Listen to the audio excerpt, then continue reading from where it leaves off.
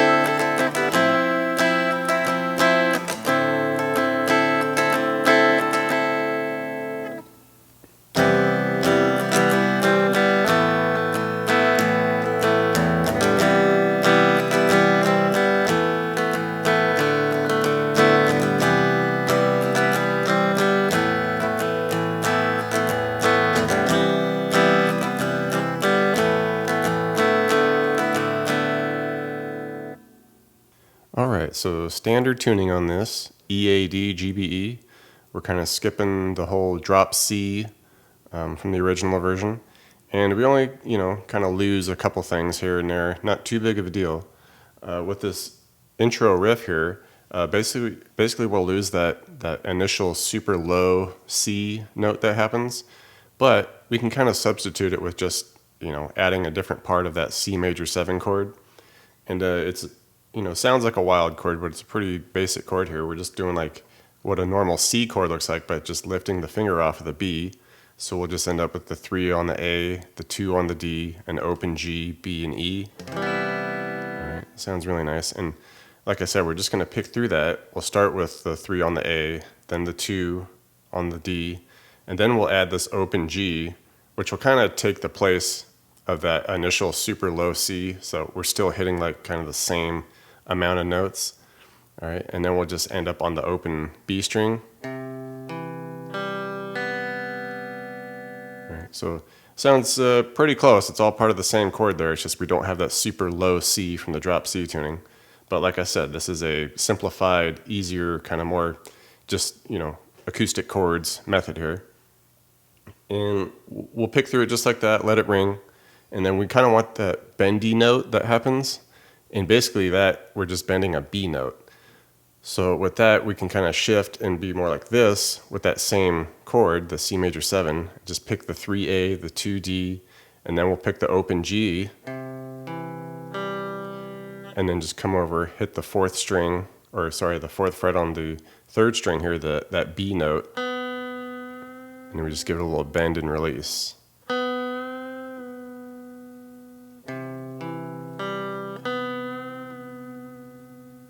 Works out pretty well. And picking through the verse here, we're just kind of staying at that C major 7, right? And we'll just pick through it just the same way we did the 3A, 2D, open G, open B. And now we're going to come back up with it, and we're going to shift over to an A suspended 2nd, which is basically the same as like a regular A chord, but we just leave the B open. So we're just doing, an open A, a 2 on the D, 2 on the G, open B. All right. And, we picked through and then we switched to our A sus2 there. And once we do that, we just kind of can hit the 2 on the G, and then just maybe like the 2D and open A with it, just to give it a, get that bass note in there so you can hear the chord change.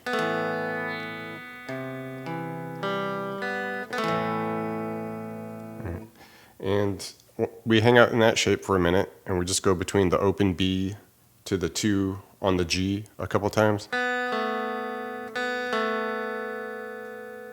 All right, and then we can hit that 2D, and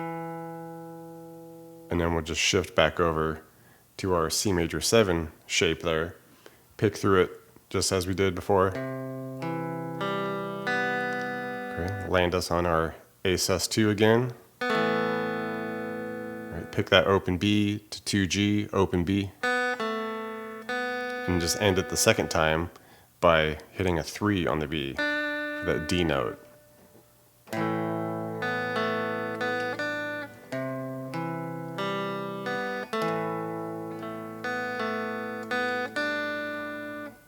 And to this first like post verse, I guess you would call it, little interlude section, it's kind of like feeling the vibe of the pre-chorus, post-chorus, but it just kind of stays on the one chord, this F major 7. And I like to play it here because there's a bend involved, and it definitely helps be in this position with it to get that bend going.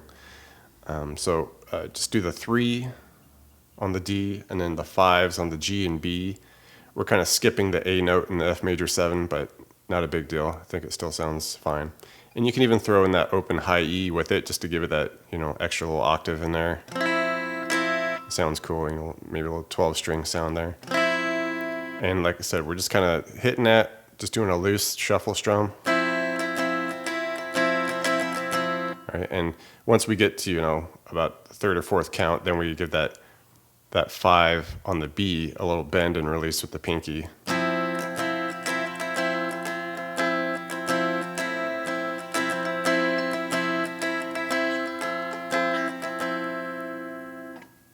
And once we've gone through the verse again, we'll get to the pre-chorus section, which starts, a lot like that initial kind of post-verse that we did where we come up to the F major 7 here. Right, but with this, we're going to kind of switch it up a little bit where we'll start with this, strum it out, a handful of counts here. All right, and then we shift over to an open D string and then just 5s on the G, B, and E. All right, for this D7 sus2 chord. And just shuffle strum that out. And then we just toggle between those 2 chords during the pre-chorus and that post-chorus version.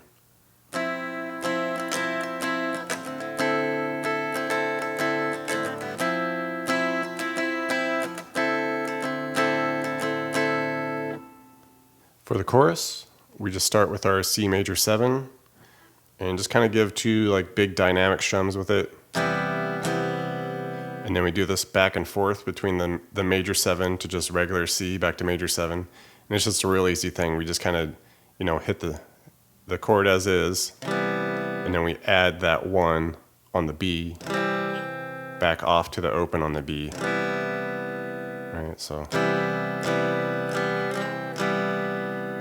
All right, then we land on our A sus2 chord. And with this, we kind of strum it out for a handful of strums. But then we want to mix in this E note right there. And you can do that just by hitting the open low E with it. All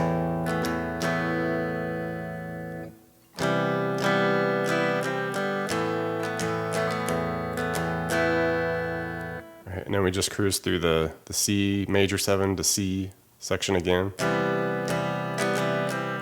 The A sus2, and with this we want to mix in a D note now, so you can just kind of lift up on the 2 of the D there, kind of makes it like this add 9 chord, no big deal. We're just kind of basically only hitting the 2 on the G now, and just kind of emphasize that D note if you can, like pick that.